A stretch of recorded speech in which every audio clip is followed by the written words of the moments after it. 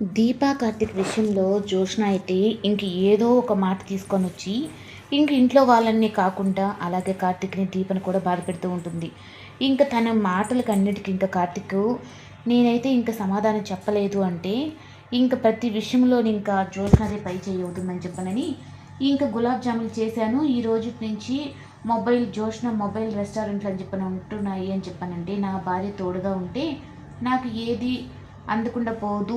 అదృష్టం నాకు కలిసొస్తుందని చెప్పంటే, ఇంక దానికి వెంటనే అంటే నువ్వు ఇప్పుడు భర్తవి, ఇదివరకు తన ఫస్ట్ భర్త ఉన్నాడు కదా! అంటే అప్పుడు కూడా తనకు అలాగే అదృష్టం కదా!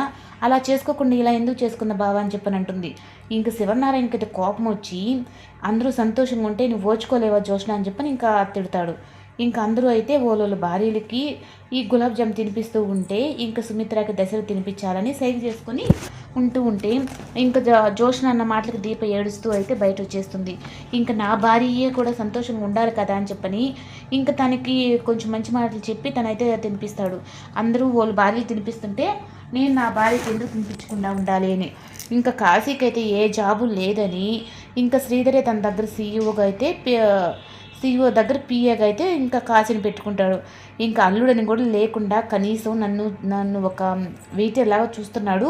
ఆ స్వప్న వల్ల నేను అన్నిటికీ గమ్ముగా ఉన్నాను అని చెప్పని తను అనుకుంటాడు. శ్రీధర్ అయితే తనని మార్చాలి అని తను అనుకుంటాడు.